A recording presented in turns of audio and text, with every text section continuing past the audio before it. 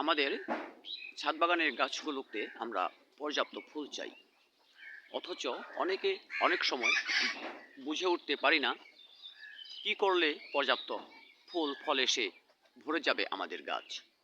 প্রিয় ভিউয়ার্স, আমি পরিতোষ চক্রবর্তী আমাদের শৌখিন ছাদ বাগান ইউটিউব চ্যানেলে আপনাদের জানাই সাদর সম্ভাষণ।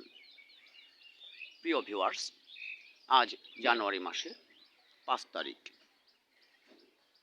আজকে আরও একটি ভিডিও নিয়ে আপনাদের কাছে চলে এলাম। নানান ব্যস্ততার মধ্যে সব সময় ভিডিও আপলোড করা সম্ভব হয় না বলে দুঃখিত।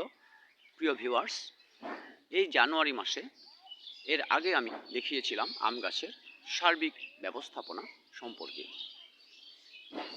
আজকে আপনাদের একটি ছোট্ট টিপস বলে দেওয়ার জন্য এই ভিডিওটি নিয়ে আসা।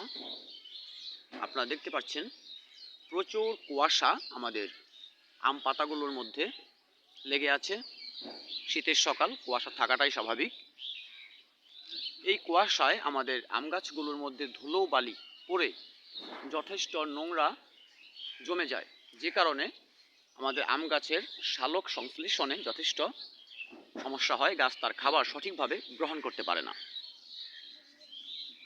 আপনারা যারা ছাদে আমের চারা বসিয়েছেন, প্রত্যেকে নিজের আম গাছগুলোকে ভালো করে ঠান্ডা জল দিয়ে স্প্রে করে ধুয়ে দেবার চেষ্টা করবেন। তাহলে এই ধুলোবালিগুলো ধুয়ে যাবে এবং গাছের পাতা ঝকঝকে চকচকে থাকবে, আর আপনার গাছ শালক সংশ্লেষণ প্রক্রিয়া সহজেই করতে পারবে এবং দেখতেও অনেকটা সুন্দর লাগবে।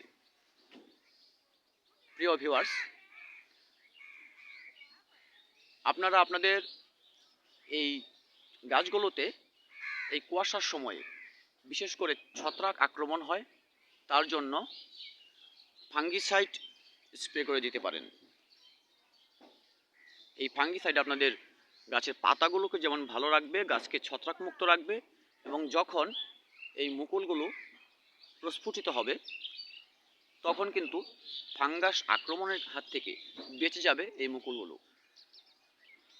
আর অবশ্যই আপনাদের সমস্ত গাছগুলোকে পর্যাপ্ত রোদের মধ্যে রাখবেন, তাহলে আমের প্রবণতাটা অর্থাৎ মুকুল আসার প্রবণতাটা অনেক বেশি বেড়ে যাবে। প্রিয় শৌখিন ছাদ বাগানী বন্ধুরা, জানুয়ারি মাসের প্রথম সপ্তাহ চলছে। এখন আপনাদের প্রত্যেকটি আম গাছেই মুকুলের দেখা মিলবে। এই মুকুলগুলোতে ছত্রাক আক্রমণ হয়ে গেলে পরবর্তীতে কোনো প্রকারের মেডিসিন বা কীটনাশক দিয়ে কিন্তু এগুলোকে রক্ষা করা যাবে না। তাই আগে থেকেই স্প্রে করে দিন। আর এই সময়টায় হপার পোকার একটি প্রাদুর্ভাব দেখা যায়। আপনারা এই হপার পোকা থেকে বাঁচাতে যে কোনো একটি কীটনাশক খুব ভালো করে স্প্রে করে দেবেন। এই কীটনাশক এবং ফাঙ্গিসাইড 15 দিন পর পর আপনারা স্প্রে করবেন, তাতে ফাঙ্গাস এবং ছত্রাক দুটো থেকেই আপনার গাছ মুক্ত থাকবে। আর গাছে যে খাবার ব্যবস্থাপনার মধ্যে আপনারা অনেকে অতি উৎসাহিত হয়ে ভাবতে থাকি যে গাছ তো আমার ঝিমিয়ে যাচ্ছে, আমি একটু বেশি খাবার দিয়ে দিই, একটু জল দিয়ে দিই। এই জানুয়ারি মাসে কোনো প্রকার খাবার আপনারা দেবেন না, আর জলটা খুব বুঝে বুঝে দিতে হবে। একদম শুকিয়ে খটখটে হয়ে গেলে একটি 20 গ্যালন বা 25 গ্যালন বা হাফ ড্রাম জাতের গ্রো ব্যাগের যেগুলো আছে সেগুলোর জন্য আপনারা 1 থেকে 1.5 লিটার জল ব্যবহার করতে পারেন। এর বেশি নয়, শুধু একটু গাছকে বাঁচিয়ে রাখার মতো জল দেওয়া। আর বিশেষ করে গোড়া থেকে যাতে কোনো ছত্রাক আক্রান্ত না হয় সেজন্য পুরো গাছটাকে আমরা যে চুন পানির সাথে খেয়ে থাকি সেই চুন গুলিয়ে মাখিয়ে দিতে পারেন, তাহলে কিন্তু ছত্রাক মাটি থেকে আক্রান্ত হওয়ার সম্ভাবনা থাকবে না। প্রিয় ভিউয়ার্স, এভাবে আপনারা আপনাদের গাছকে এই মাছটি পরিচর্যা করতে থাকেন। কোনো প্রকারের খাবার দেবার দরকার নেই। আর এর আগের ভিডিওতে আমি যে স্প্রেগুলি বলেছিলাম, সেই স্প্রেগুলি যদি আপনারা ঠিকমতো করে থাকেন, অর্থাৎ এই জানুয়ারি মাসে যারা পিজিআর ব্যবহার করেছেন তারা তো করেছেন, যারা এখনও করেননি তারা পিজিআর একটি ব্যবহার করে দিতে পারেন। আর যারা ডিসেম্বর মাসে পিজিআর ব্যবহার করেছেন তারা আরও 15 দিন পর ব্যবহার করুন। তাহলে সর্বোপরি কি দাঁড়ালো, গোড়ার জলটা একটু বুঝে বুঝে দিতে হবে। জানুয়ারি মাসে একটি পিজিআর ব্যবহার করবেন, সেই সাথে ফাঙ্গিসাইড এবং কীটনাশক 15 দিন অন্তর অন্তর আপনারা ব্যবহার করুন।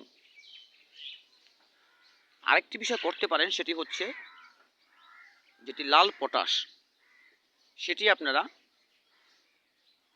1 চামচ 1 লিটার জলে, অর্থাৎ 1 চামচে প্রায় 5 গ্রাম হয়ে যায়, 5 গ্রাম লাল পটাশ 1 লিটার জলে গুলে যখন জল দেবার সময় হবে সেই জলটা দিয়ে দেবেন। তাতে আপনার গাছের জলের চাহিদাটাও মিটে গেল, সেই সাথে লাল পটাশ যে আমের প্রবণতা বাড়িয়ে তোলে সে কাজটাও হয়ে গেল। প্রিয় ভিউয়ার্স, সকলে ছাদ বাগানকে সঠিকভাবে পরিচর্যা করুন আর প্রচুর মুকুল এবং আমে ভরিয়ে তুলুন আপনাদের ছাদ বাগান। ভিডিওটি দেখার জন্য সকলকে ধন্যবাদ। ভালো লাগলে একটি লাইক করবেন, কমেন্টে আপনাদের মূল্যবান মতামত জানাবেন, সেই সাথে আমার চ্যানেলটি সাবস্ক্রাইব করতে ভুলবেন না। আমার ভালোবাসার মানুষের পাশে থাকবেন, আমাকে উৎসাহিত করবেন। আগামী ভিডিও দেখার জন্য আমন্ত্রণ রইল। ততদিন ভালো থাকবেন সবাই। ধন্যবাদ সকলকে।